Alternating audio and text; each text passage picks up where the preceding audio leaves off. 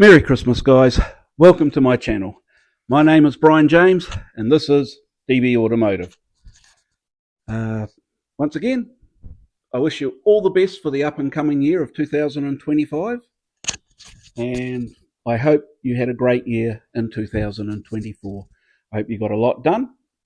If you're new to the channel, if it's the first time you're watching this channel, please take some time, go back through the previous videos, and you can see what the channel's dedicated to. If you don't want to do that, then I can quickly explain it to you. We're all about the restoration, rebuilding, and renewal of motor vehicles. It is my belief that the older vehicles that you can get deserve to be renewed, rebuilt, and restored. I believe they have more personality than the newer vehicles. There's nothing wrong with newer vehicles. Yes, they are more fuel efficient.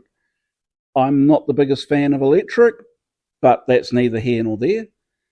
I do own hybrids. I have owned electrics, but my passion really is for the older vehicles. You'll see in some of the videos, I've got buses. I'm doing a little sports car, Lotus 7 style replica sports cars, the Chevrons, and I've got my trusty old Holden Ute as well. Now, let's get on to the part that you've probably seen on the introduction, the headliner, and wondering what it's all about. Yes, I'm wishing you all a happy Christmas and a Merry New Year. But this is all about why I haven't been posting any videos for the past 6 months. So, about 6 months ago, I got caught up with an internet troll.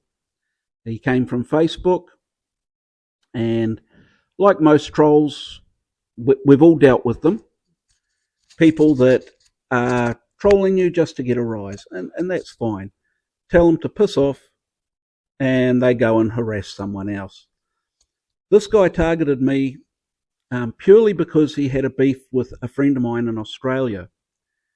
He'd had issues with this friend in Australia, obviously gone through his friend list, and decided to target me. Now, I'd said something quite innocent at the beginning.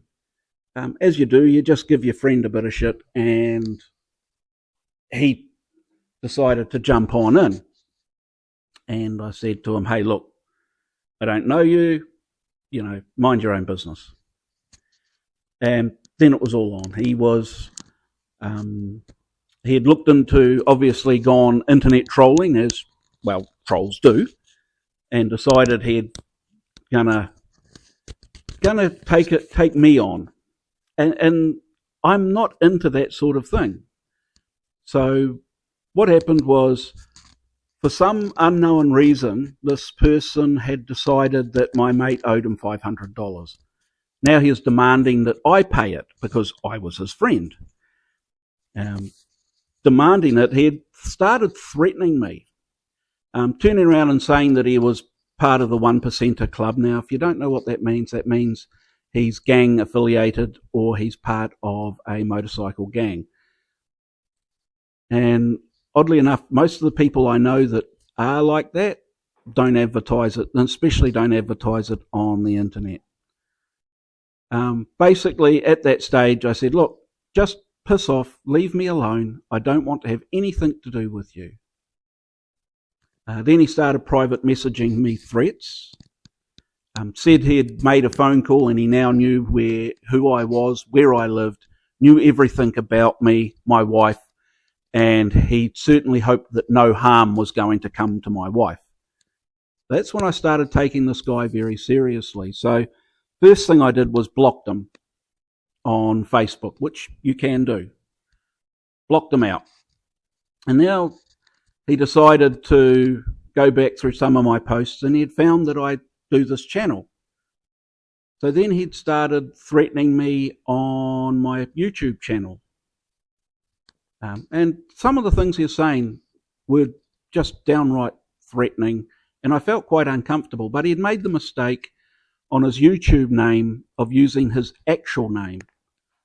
So I thought, well, okay, let's take the time and look this guy up. Let's see if he's even anywhere in the system.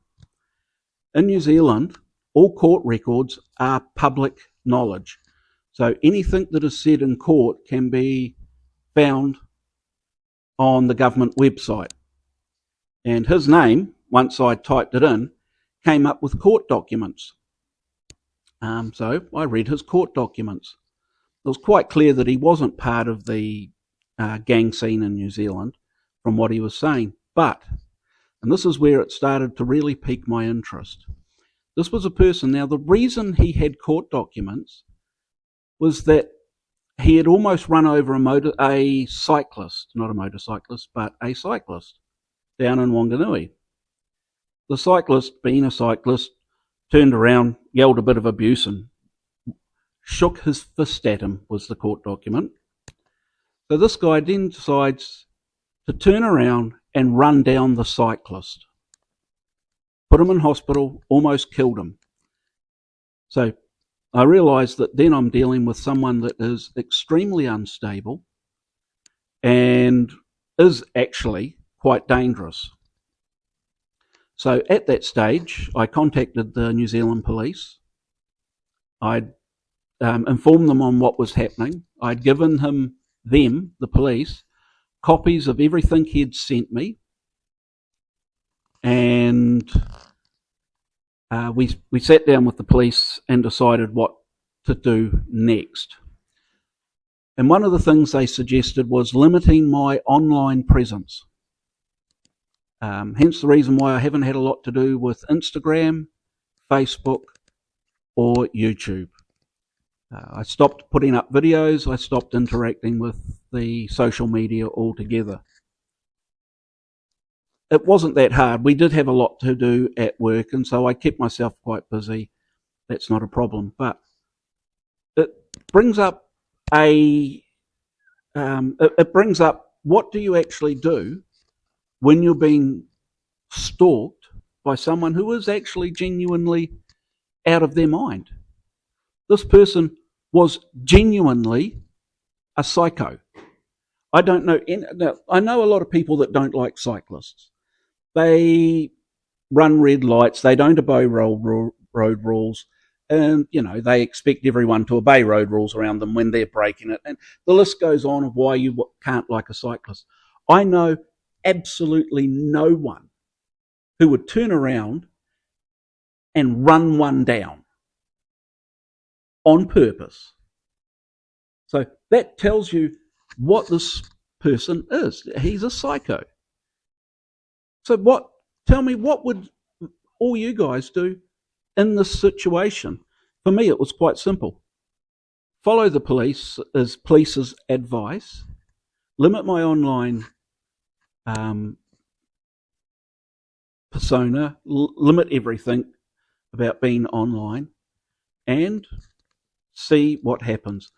Usually trolls will go along and start harassing someone else when they can't get a hold of you. That's what I think has happened.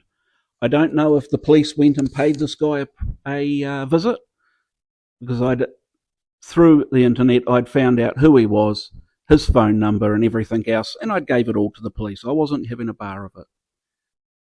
They may or may not have. He's left me alone for the past 4 or 5 months, so I'm happy about that. And so I can tell you why I've been limiting my online presence up until now. Now, I do want to get back in doing videos. I enjoy it, and I think you guys enjoy it. I think that, in a sense, we are like-minded. We do want to preserve this planet, but we like our cars as well. Don't we all? I would dearly like to do a vintage motorbike. But even now, if you think about it, your vintage motorbikes, the bikes from the 80s, such as the 1100 wire-wheeled Katana, the CB Thou R, even early GSX-Rs are all classic bikes. And they're the bikes I grew up with. So that's a really cool plethora of motorbikes that you could possibly do. But through my accident and that, I can't really do a hell of a lot with bikes. So what we will start doing is going to events. So the next one coming up in a couple of weeks is Kumu Car Show. I'll be taking videos and a whole lot of stills. Obviously, I'm taking the ute up and my sleeping pod, which is going to be an interesting exercise. I'd like to do a will it start video on the bus. Yes, I know I've got the bus up for sale, but we're going to start getting into it and doing things to it. I think it would be easier to sell once people know that it can actually start and that it can actually move under its own power. That may or may not be easy. We will find out.